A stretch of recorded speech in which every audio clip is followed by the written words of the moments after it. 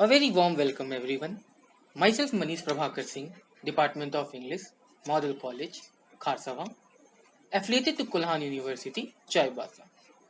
Today, we are going to analyze a song for Saint Cecilia's Day by John Dryden. But before that, let us look a little bit about John Dryden. John Dryden is the great poet of his age who prefer the, or we can say perfected the poetic style, both eloquent and flexible, coherent and conversational, that is not only remarkable but also one of the landmarks in the history of English poetry. He wrote many famous poems like Annus Mirabilis, an ambitious historical piece published in 1667, Absalom and Ahithophel, which was a contribution to debate on public affairs in the form of verse satire, as well as Mac Flacno, which was published in 1682, which is a combination of geniality with witty contempt that gives the poem its special flavor. We should also know that Dryden became the Poet Laureate of England in 1670. And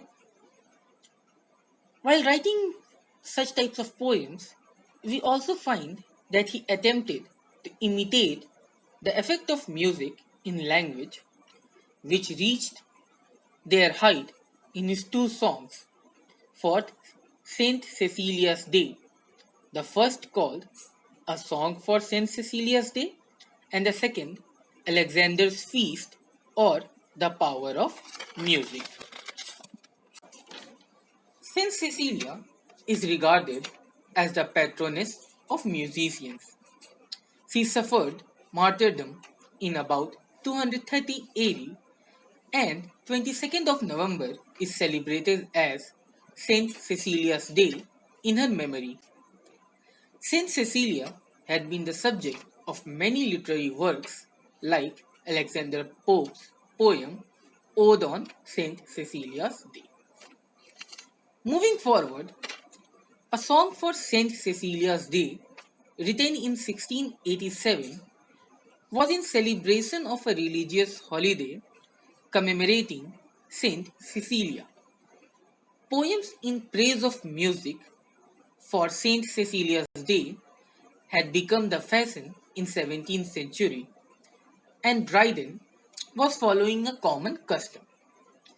This particular ode is, or we can say, was intended to be Pindaric in structure, as Pindaric ode was a model of deliberate wilderness where the meter and stanza form were continuously changed to fit shifts in thought and emotion. Pindaric ode basically consisted of a strophe followed by antistrophe and ending with an epode. Collive was the person who introduced a looser version of Pindaric code in English, and we could say that English writers followed a pseudo Pindaric structure at that time while writing an ode. If we look at the overall summary of the ode, it consists of 7 stanzas and a grand chorus describing the involvement of music in both the makings of the universe and the subtleties of human emotions and pity. One thing to note that the poem is written with an irregular rhyme scheme. The opening stanza starts with the role of music in the creation of the world. It ends with the final, the person of the heavenly harmony when mankind was created. The second stanza asserts that nothing exists that music's passion cannot raise or quell. There is also a reference of Jobel, a figure in Hebrew Bible who is most commonly known as the god of music.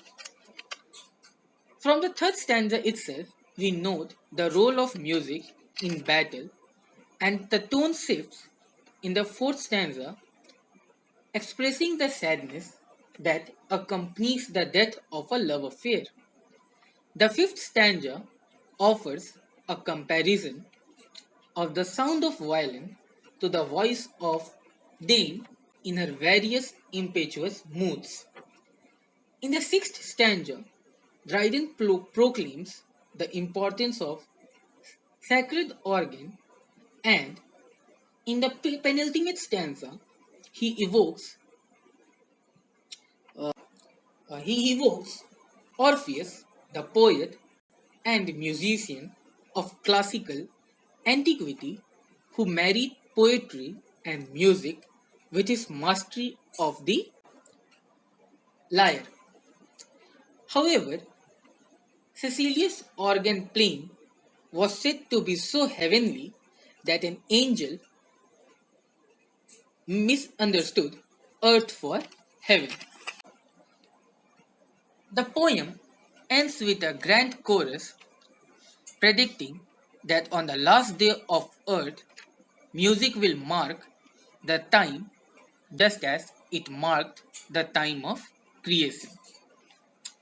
We can say that Dryden here has brilliantly used the effect of music along with the biblical references, all talking about different musical instruments, highlighting the varying thoughts and emotions in the poem. Now let us try to analyze the poem in an in-depth manner. The poem begins with the importance of music for the formation of universe and the existence of life in the universe. It depicts the creation of the universe from heavenly harmony which brought order and structure to chaos and crafted nature's existence from the jarring atoms of the void. God's musical voice commanded them to arise. On listening to the command, all the cold, hot, moist, and dry atoms arose and occupied their proper positions. The four terms refer to the four elements, that is, earth, fire, water, and air. The word diapason in the last line of the first stanza refers to the harmony of music, that is, from the highest note to the lowest. It illustrates the great chain of being. Man, being last, completes the chain. The second stanza moves from celestial to terrestrial harmony, and Dryden here refers to Jubal, a descendant of Cain, who is also known as god of music, and how human music started with him. He is thought to have invented the lyre made of strings stretched across the shell of tortoise. He has been introduced to show that music can force man towards divinity and thus testifies to its divine association. From stanza 3 to stanza 6, Dryden has brilliantly catalogued the types of music from the musical instruments and their respective passions. It is like he is using personification to bring out the emotions with the help of those musical instruments.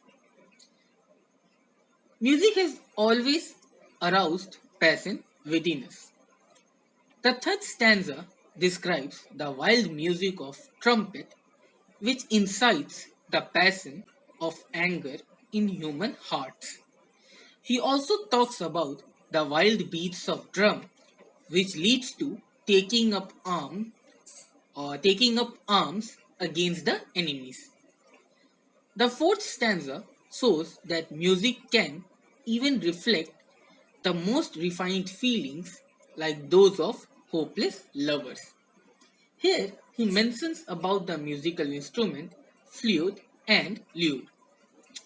The fifth stanza describes the poem, we could say the power of the musical instrument violin which communicates jealousy, desperation, fury, indignation, pain, and passion to a disdainful dame in the manner of rejected lover.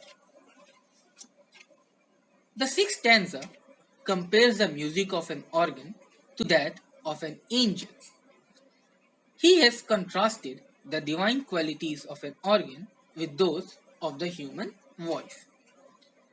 Dryden here has referred to organ and its divine association in order to come closer to the celestial figure of the uh, poem, that is Saint Cecilia. But before that, he talks about Orpheus, a mythical musical figure of ancient Greece who is attributed to have performed many miracles with the power of music with the lyre. But for Dryden, since Cecilia had performed greater miracle by attracting an angel who mistook earth for heaven by listening to her music. We should know little bit about Orpheus first. Orpheus' music was so beautiful that the trees uprooted and followed him. There is a story that he went to the underworld to bring his wife back from the dead. He was commanded to not look back at her, but he did so, and so she was not able to return to life. Now, Dryden here has used the mythical figure of Orpheus in an inferior way, comparing to Saint Cecilia. He has beautifully merged the types of music, that is, the celestial and the terrestrial. He has also portrayed the dichotomy between the pagan and the Christian, and the superiority of the latter is implied in the juxtaposition. The cant chorus makes the poem reach a full circle as it returns to the questions of cosmology, divinity, and the role of music in the building and ordering of the universe. He concludes by uttering a prophecy of apocalypse.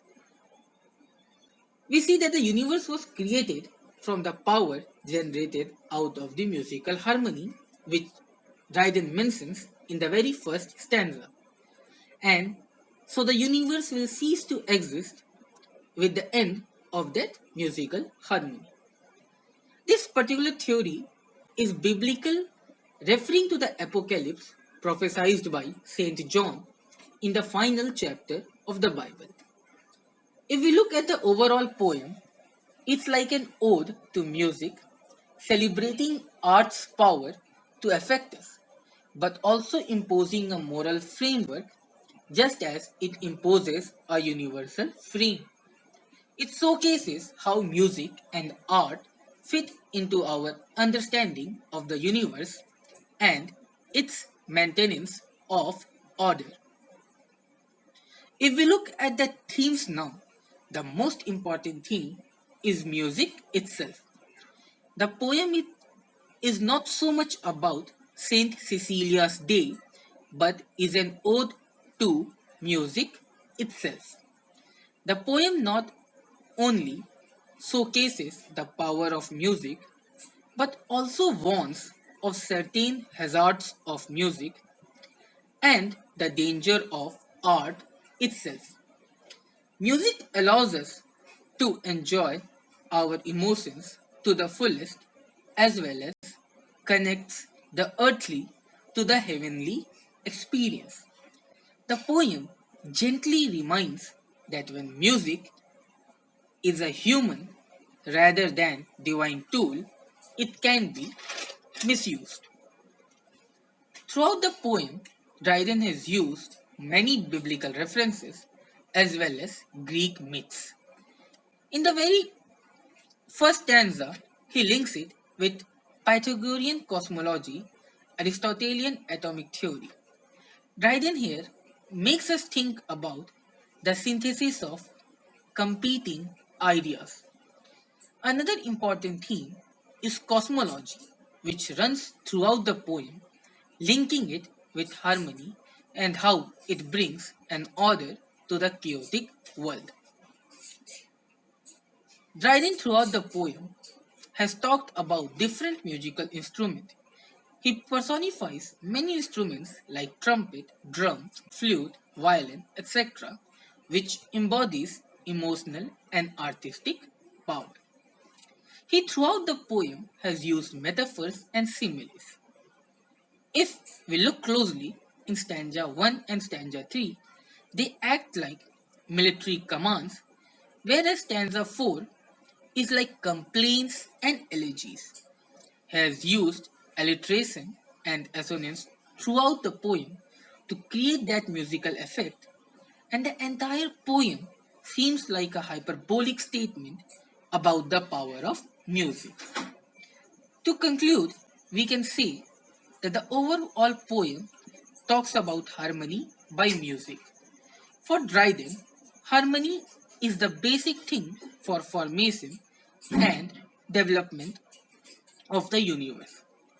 It seems like he is hinting towards harmony amongst people and harmony between nature and men. When harmony and order is being established, the world is created. But when harmony is unturned, the whole world would be disrupted and crumble down. One point about Dryden's poetic style is that whatever words he uses is still language that might be spoken by men to men, and it is never mere poetic. We can say that it was a triumph of Dryden to bring about the overall effect of music throughout the poem, which not only showcases Dryden as a poet but also the power of music itself. Thank you.